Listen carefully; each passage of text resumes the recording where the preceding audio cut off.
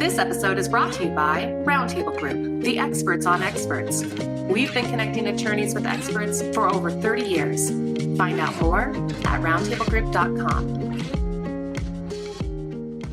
Welcome to Engaging Experts. I'm your host, Noah Ballmer, and today I'm excited to welcome Professor Lynn Rosenblum to the show. Now, she's the Associate Professor of Toy Design for Otis College. Professor Rosenblum has over 40 years of experience in consumer products and holds an MBA in marketing from USC. Professor Rosenblum, thank you so much for joining me here today on Engaging Experts. I am so excited to be here, Noah. Thanks so much for having me. Of course, let's jump into it. So you have been in consumer products for decades, including an 8-year stint as Mattel's Director of Marketing. But how did you first become involved in expert witnessing? Let's see. Actually, interesting enough, I've gotten involved.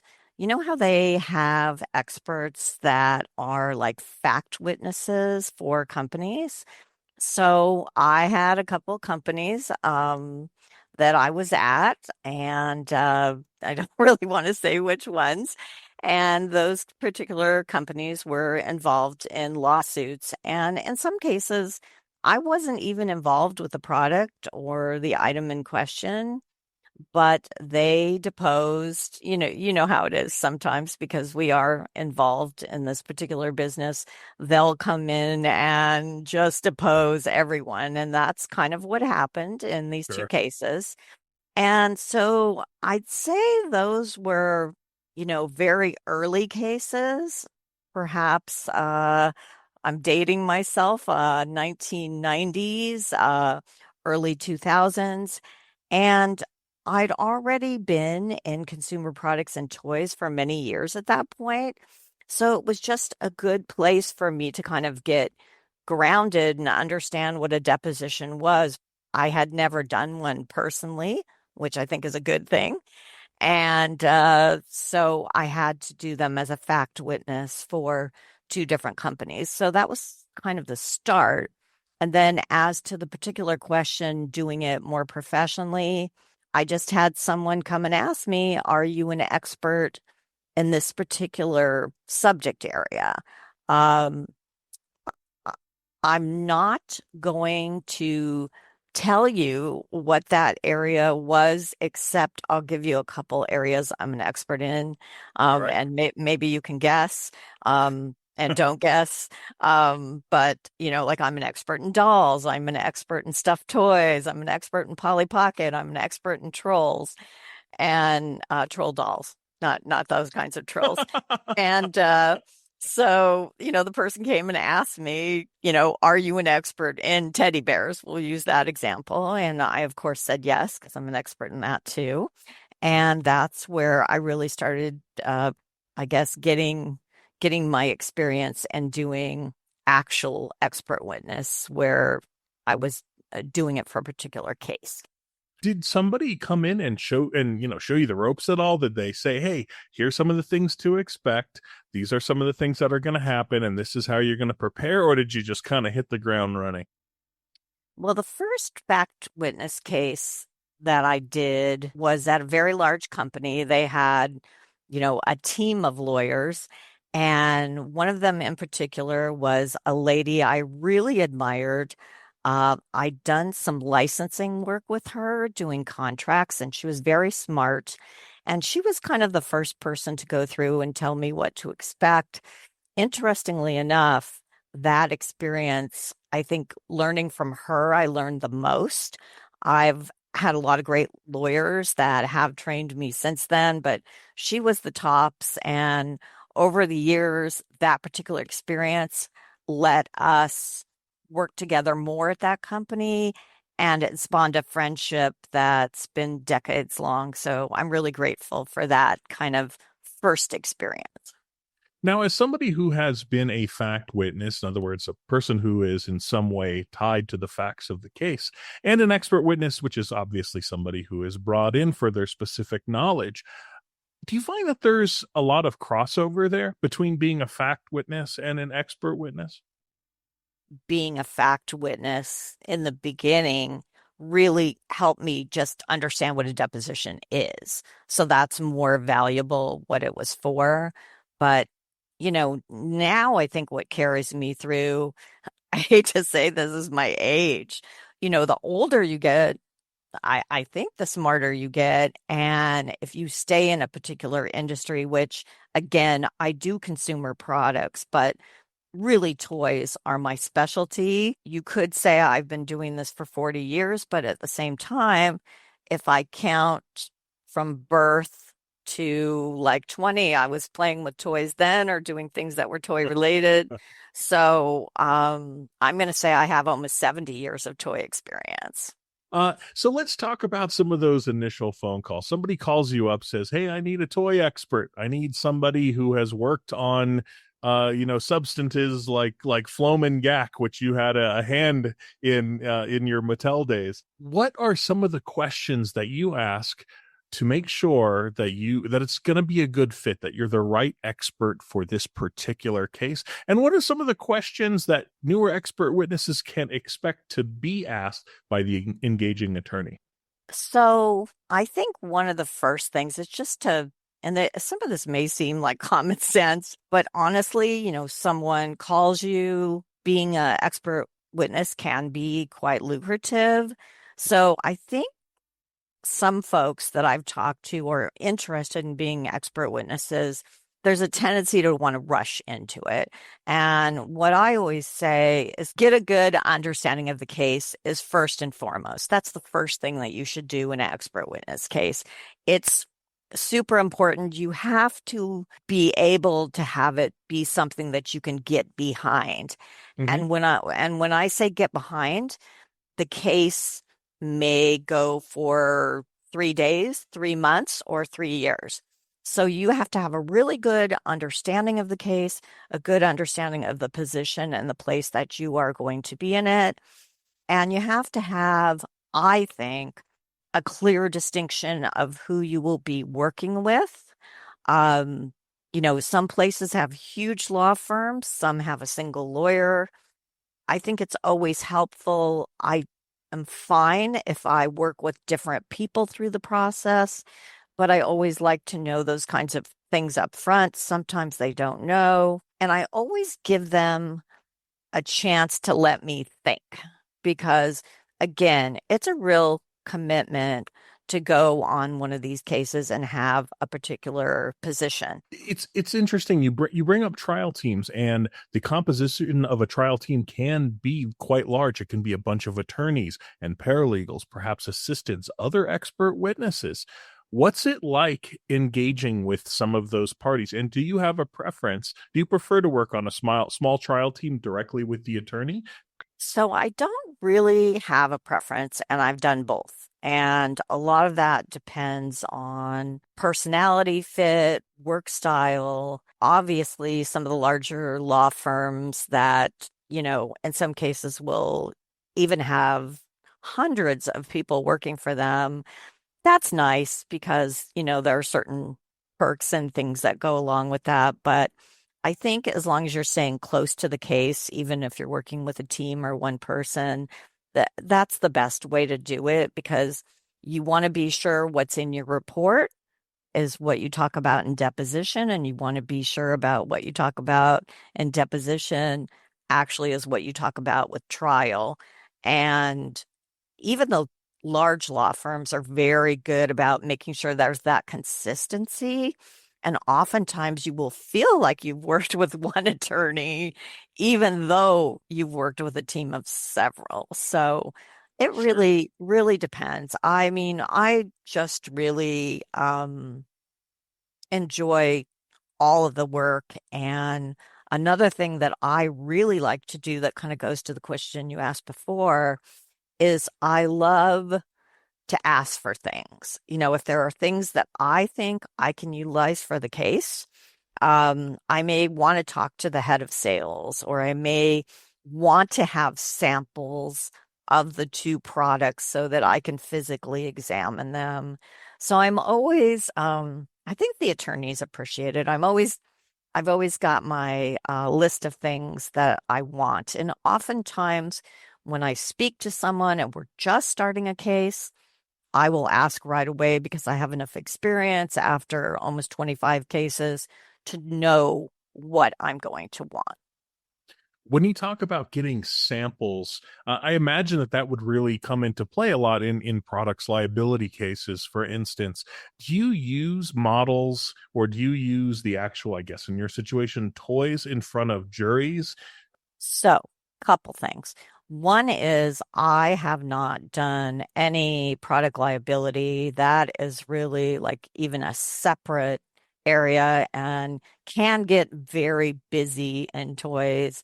But I do a lot of cases where you can really be talking about issues of standard practice in the toy industry. So some of those cases, the samples may be used for preparation. You may look at the particular sample and you may be wanting to compare two dolls, where they were made, how they were sewn.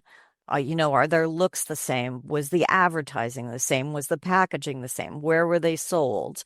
The list can kind of go on and on and on. So you're really using those samples many times for me to confirm my opinions. My opinions are usually something that I have right away, and they're Mhm. usually good and thoughtful and true. But I like to have the samples to make make sure. Absolutely. How do you get ready for a case? Say you're going into a contentious deposition, or you're going into a case where there might be some cross examination. I have experts who say, they have routines. I like to do yoga. I like to drink coffee, or no, I like to fast. You can't eat anything before a case. Do you have any pre-trial routines or anything that helps you get ready for the big day?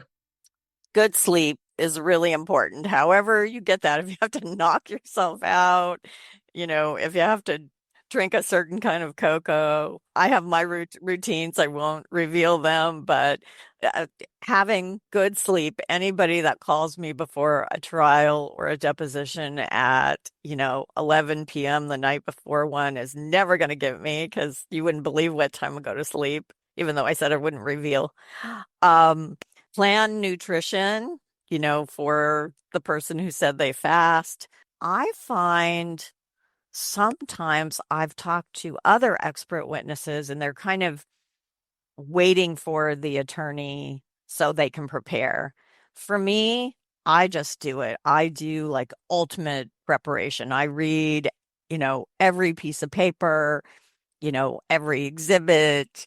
I try to read the road. I don't try. I do read the reports from the rebuttal to my report. I read their depositions.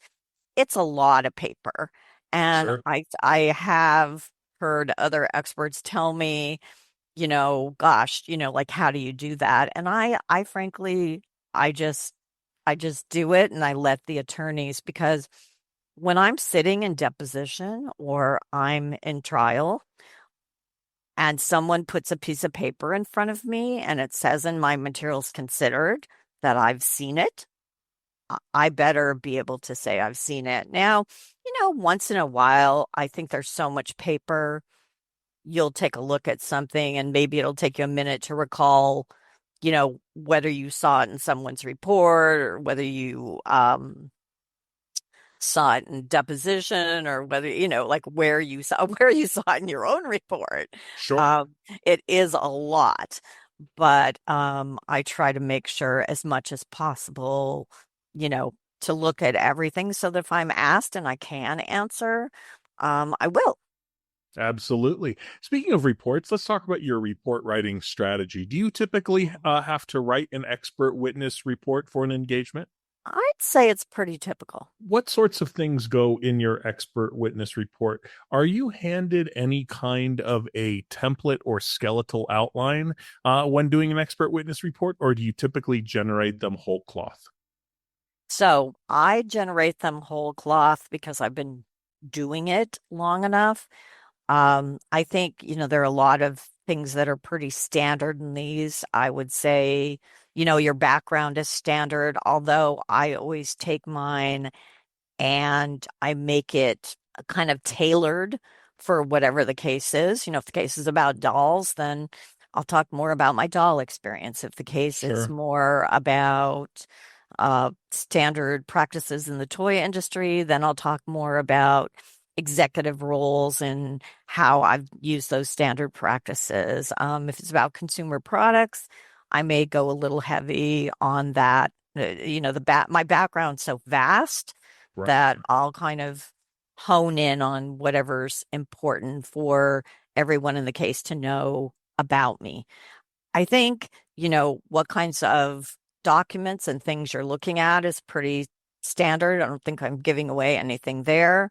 So, and then I also think that, your opinions and how you back them up. So for me, different firms have different formats, but I usually give it to them. And then if they want to put it into their format, that's fine.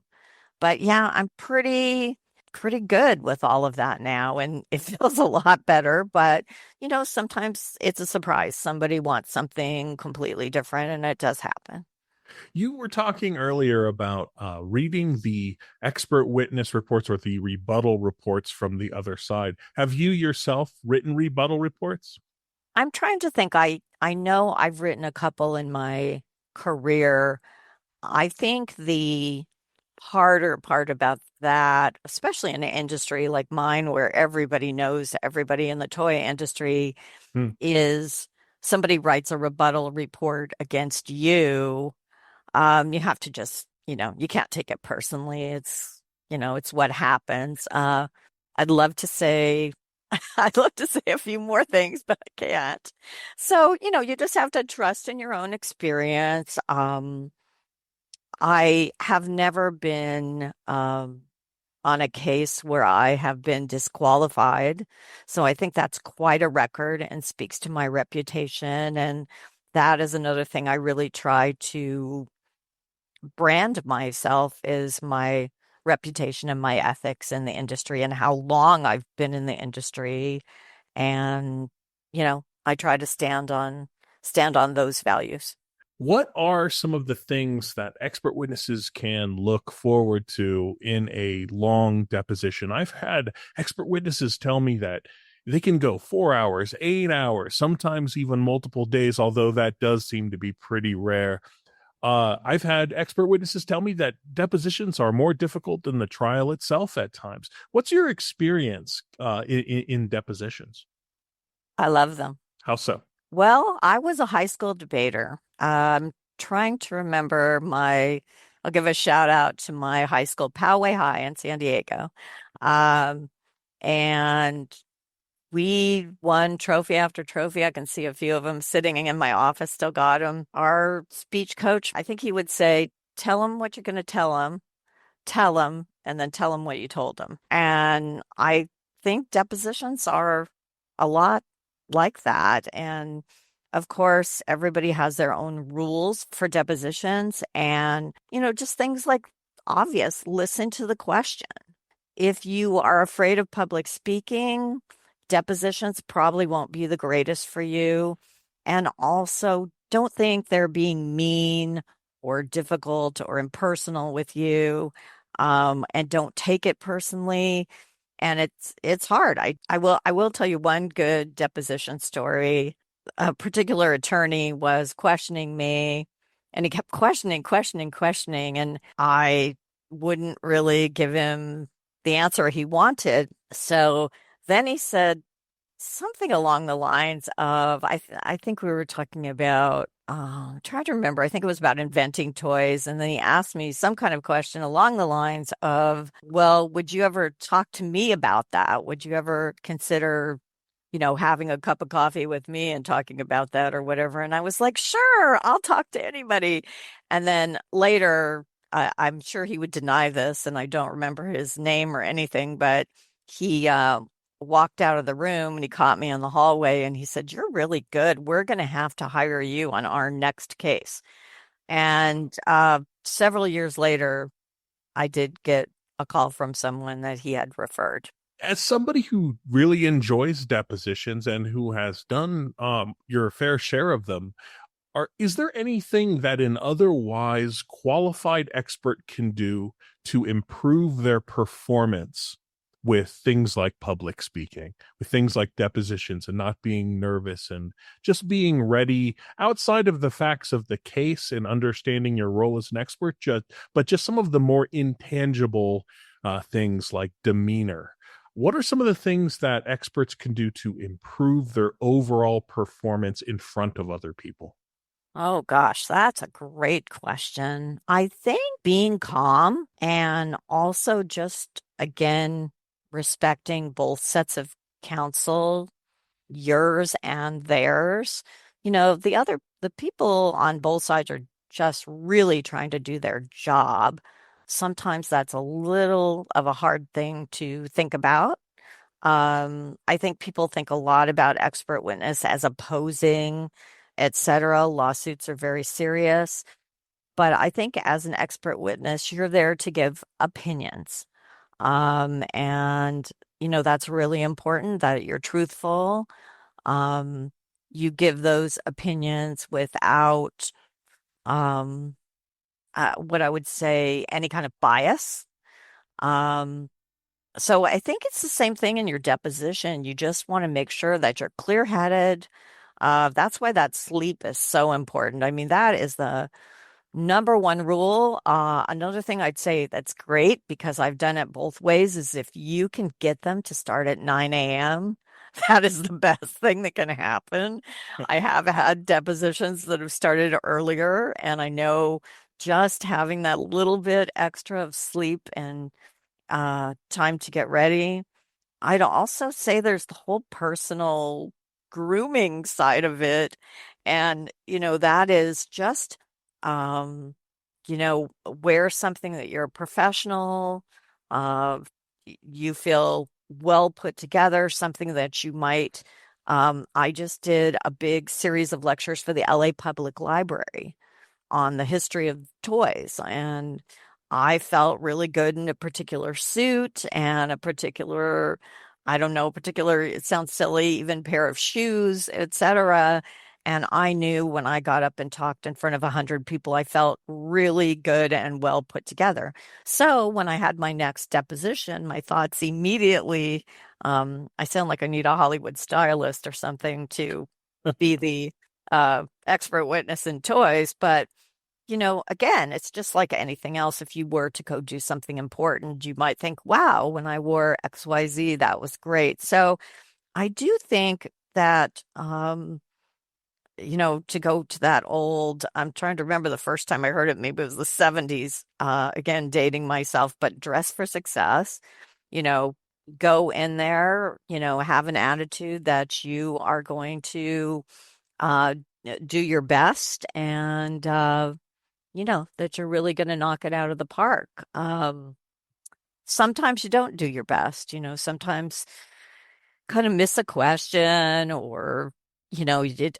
I can't think of any time that was disastrous, but I can think of times where, I would say to myself, oh gosh, I wish I'd answered it that way. So that's another piece of advice to first timers or even people who have been doing this for years. Like, don't beat yourself up too much, but do be very, very, very serious about it.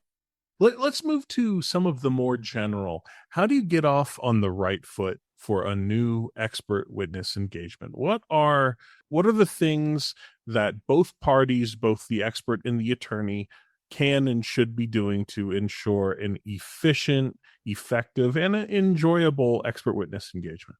I guess it's just, setting down the expectations and following through as soon as possible, respecting each other's time, being honest. I mean, those are all things that I try to do.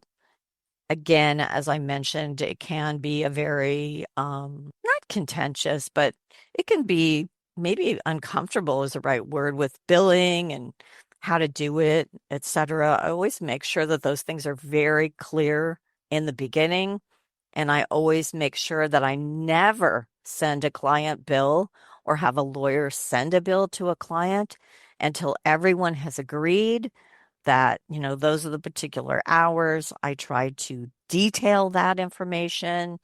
I have changed those hours before. If someone said, well, I don't, I want to make sure absolutely that everyone is happy with my work, and I want to make sure my work is honest work. That's a good segue. I'd like to talk about billing for a moment. What is your billing profile like? Do you take a non-refundable retainer? Do you prefer hourly rates or perhaps project rates? Do you have different rates depending on what it is you're doing or traveling? What does your billing schedule look like? It's different for everyone, and that's another thing is I always establish a relationship for what the client needs. Some companies are small, and especially this year with the tariffs, half the companies don't know if they're going to get their money or be paid or whatever. Always try to be the one that is, regardless, trying to work with them, trying to make them comfortable. Again, as an expert, they can be comfortable with your qualifications, but it's also really nice if they're comfortable with your working style, your demeanor, your ethics, your values, your ability to be on time. That's another thing that really surprises me when I've spoken to other experts is just the whole concept of, you know, being on time. That really should be one of your best skills. I mean, things happen for everyone, but that's just one that's really important because when you're dealing with lawyers, they're billing clients large amounts of money. So you want to make sure that, you're there on time, you're to court on time, that you the deadlines, you're there on the day the expert reports are due, regardless if you're going to get paid for every single second of the day, you should be available on that day. And that way, if they need you for something until those reports are final and in and due, you're ready to assist in any way. You're an integral part of the team. So I don't think there's anything. I try not to be blasé about any of it. I try to be very serious, and I am very serious about the whole process. As somebody with a full-time teaching job and a sought-after expert witness, how do you manage your time? I have a lot of late nights, early mornings. I'm very lucky that the primary issues in my expert witness are toy. I do some other consumer products, and I do some other subject matter. But if it's primary toy and I'm going to teach primary toy, it's hard to explain, but it just keeps the brain moving forward. Sure. Toy, toy, toy, toy. And because I love it so much and I teach it, um, it's kind of a natural place for me to be. Um, because I'm teaching it, and this isn't necessarily the answer to your question, but I think it's interesting, is I'm teaching it in the classroom. I told you about doing the lectures at the LA Public Library, so that's teaching subject matter about the toy industry. And then when I'm doing an expert report, or I'm in a deposition, or I'm in trial, I'm teaching about an aspect of the toy industry. So I'm always in the teaching role. And I love being a teacher. It's, the job I was meant to do. And being a professor, I just got promoted to associate professor. So it's a dream, and I really enjoy it. Do you find that your work as a professor also aids you in performing as an expert witness? Yes, in a couple ways. One is that I'm not afraid to speak to groups. Two is I'm not afraid to speak to an audience that doesn't necessarily agree with me. That would be my students sometimes. Most of the time they do, of course. And I would say there are other things like just, I mean, you can have access to many things, but, being at a college, there are certain academic resources and such. So the two pair very nicely together. Are there any red flags to look out for or even outright negative experiences that you've had as an expert witness that turned out to be learning experiences for you? I don't know if they were outright negative experiences. What I would say is I'm always learning. I'm always learning different things. Like, I've been very lucky, but just, things about billing arrangements, things about particular subject matter up front, asking for those things I need that I, alluded to earlier. It's really hard to say because I've been doing this for such a time now that those negative experiences, if there are any at all, are so far in the rearview window. There's just, really a lot of fun memories, and hopefully those will continue. I mean, like I said, since I don't do product liability, my particular cases, I'm learning, I'm educating. They are important things to people. It's their brands, it's their products. I had a particular case or two where people wanted me to value toy collections. And so when people had losses or lost certain aspects of their collection, to value those, it's hard to know because some of that value sometimes can be just in the emotional values, and that's really important. So that's not hard to know. That actually is more expensive than anything out there that you can monetarily value. So there are, just many, many, many different aspects. And I'm always learning, bad or good. It's like, oh, wow, didn't know that. And I'm sure I'll be learning until my very last case. In our pre-show, we were chit-chatting a little bit, and you had mentioned Roundtable Group. Have you found expert witness referral agencies to be useful to your expert witness practice in general? Yes, as incremental. I still get a lot of referrals, on my own or from people in the industry, one thing and another. But having a relationship with the agencies is great. And it's great with Roundtable because they handle a lot of those little behind the scene details, not for the case, but for the what I would say is vetting an expert for cases. And then some of the billing arrangements and things they will handle. Um, and I always enjoy the people I work with, and the more cases I get from Roundtable, the more people I get to know. And I got asked to be on the podcast, which is really exciting. So, yeah, I just genuinely love what I do, at least right now. This isn't, you haven't seen me after I've stayed up 7 nights in a row working on an expert report, editing, editing, editing, editing, editing. Maybe some of those days I'm a little more tired or grumpy, but for the most part, I find it fascinating and interesting and really exhilarating to be able to share what I would say from my perspective are the truths about my industry. I think where I get fired up is where I see things that patently I either know are not true or are not, and sometimes it's just something that I haven't experienced or that hasn't been my experience because toy companies are all different, products are all different, kids are all different.